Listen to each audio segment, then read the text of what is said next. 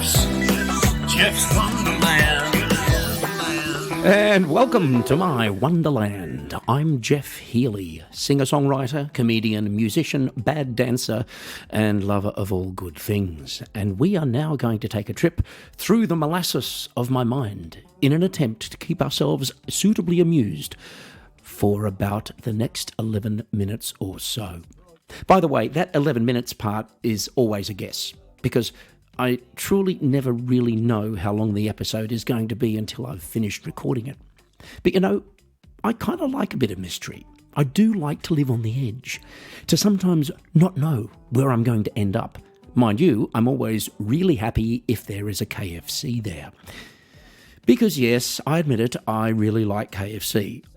I'm not really much of a fast food person apart from that these days, but look, honestly, when something is not readily available to you, it makes it all the more attractive, particularly in the area of fried chicken.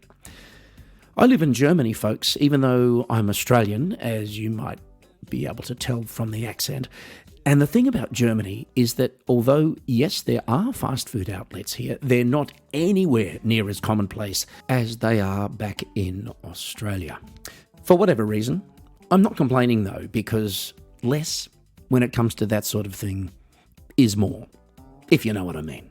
Anyway, look, I digress. It's now time to start the show in earnest. And quite frankly, it's difficult to imagine anything more earnest than theory time. Yo, you can't know what you can't know. I'm gonna tell you what I think I know. I don't know what I know. This is what I know. Theory time. And welcome to Theory Time. Okay, I'm going to go out on a limb here and suggest that carpet, as in floor carpet, may not be quite as popular as it once was. It wasn't that long ago, you know, that carpet was a byword for comfort, pretty much everywhere. If you heard the expression fully carpeted, it used to automatically suggest a world of incomparable luxury in which you couldn't wait to remove your shoes and bask in the guilty tactile pleasures of whatever combination of questionable artificial fibre combinations you were walking on. And then, at some point, carpet fell foul of public opinion. I frankly think it was the advent of shag pile carpet that did it. See, I think, like many popular furnishing concepts, shag pile carpet pushed the style envelope just a little bit too much. And this once majestic and respected floor covering never quite recovered from that self-inflicted blow, never regaining the status that it once enjoyed.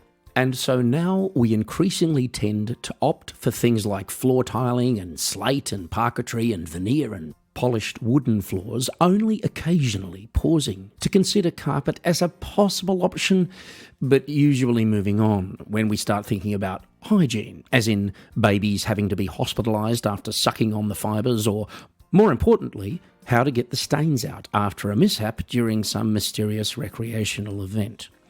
And that brings us to the possibilities that technology has afforded us in this day and age, and how I believe the time has come for floor covering manufacturers to once again take the lead and develop a way in which a floor covering can alternate between, you ready for this? A hard, shiny surface and a fluffy surface. Impossible? I think not. Look, human ingenuity has never been in short supply. You only have to look at inventions like the retracting automobile sunroof or the TV which poses as a lovely painting whilst not in use. You know it can be done.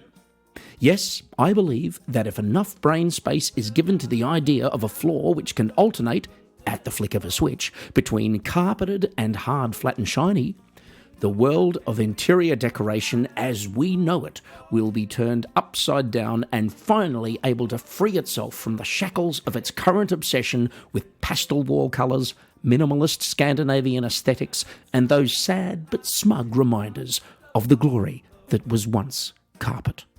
Yes, I'm talking about you, floor rugs. Your days are numbered. This is what I know.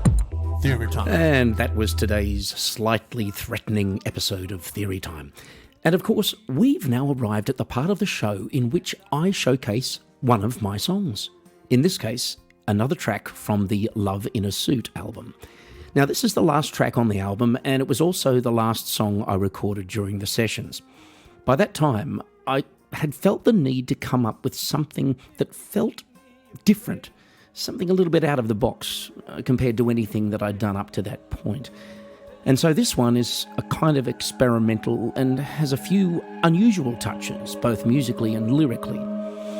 Anyway, here it is. It's called Be Yours Yesterday. All the clever things I wanted to tell you,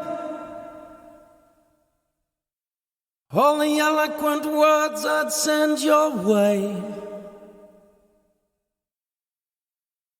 seem to have evaporated somewhere, leaving me naked with nothing good to say.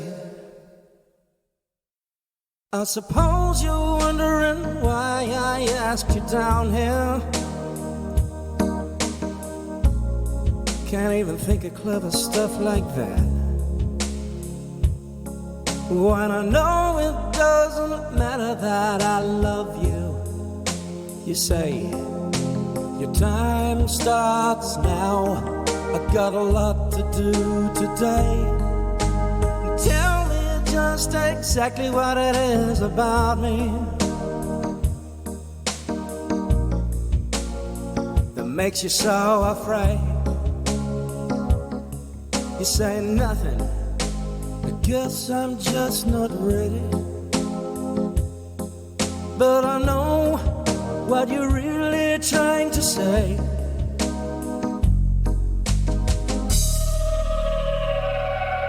Okay, so here's where it starts to get weird, or at least this is what I call the weird part of the song. And at the time, I wasn't really sure what I was doing, but when I listen to it back now, I think, yeah, that actually has a bearing on the, if you like, the soul and the meaning of the song.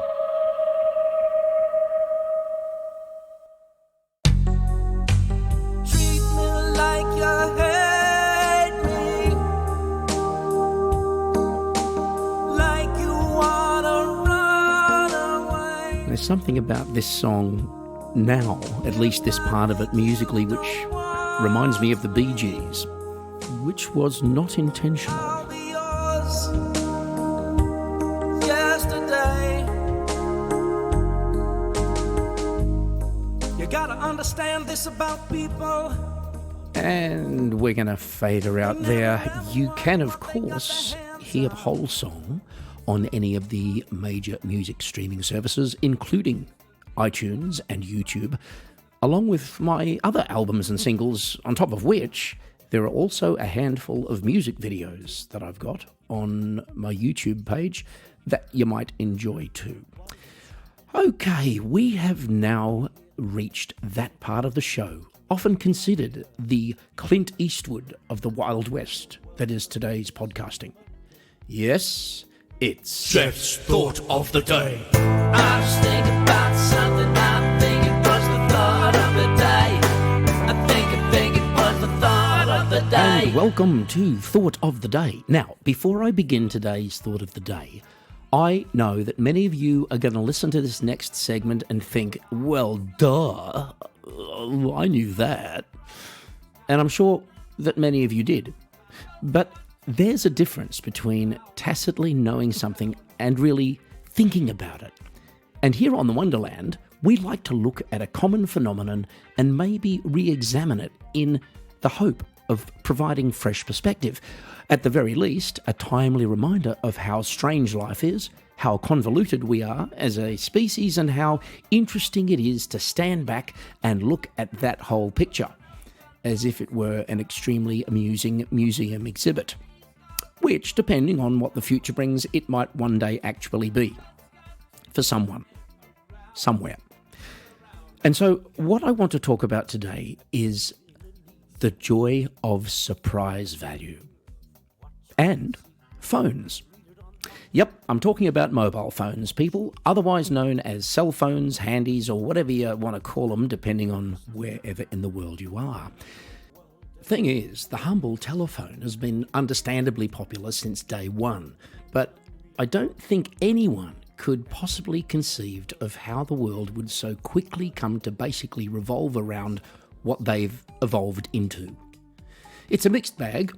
You know, they're not completely evil and they're not completely good, but it's fair to say that most of us would find it very difficult indeed to live without the bloody things, because it seems that once we've got them and once we wrap our heads around what they can do, with making phone calls being the least important or attractive feature, there's pretty much no going back. In fact, I've given up thinking about the possibility of living without a mobile phone, unless, of course, there is a serious accident, which I can entirely blame it for. Because the fact is, folks, these things are amazing, and only as good or harmful as we allow them to be. There's one thing which I have not yet managed to do, though, but which I think would probably be a pretty good idea for any of us for whom it's not absolutely necessary to be on call 24 hours a day, 7 days a week, and who are feeling a little bit ruled, if you like, by these handheld mobile miracles. At the very real risk of sounding like your mum, turn it off for 24 hours or more. Warn all your friends if you want before you do it, but turn the bloody thing off and just put it somewhere and don't touch it. Look, I'm not suggesting this because I'm some old fart who doesn't think that being constantly available is just a necessary part of life. It's not that, regardless of whether or not that might be true. What I am suggesting, though, is that when you do turn your phone on again, you're likely to have a whole bunch of little surprises in store for you in terms of emails and messages and news updates, and you're going to enjoy those like it was Christmas time and you're getting a whole lot of presents. And I reckon that's another Wonderland win. I think it was the thought of the day. Yes, that was Thought of the Day, and we've come to the end of the show, folks. Thanks for joining me. It's been great having you here. If you've not subscribed yet to the show, click on the subscribe or the follow button. And if you want to get in touch, drop me a line at jeffswonderland@yahoo.com or via my website, jeffhealy.com.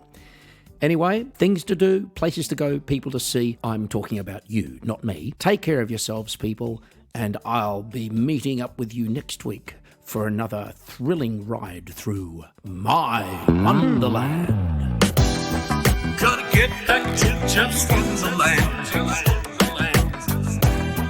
Gotta come back to go Wonderland. Jeff's Wonderland. Go Wonderland. And that's 13 minutes, just quietly.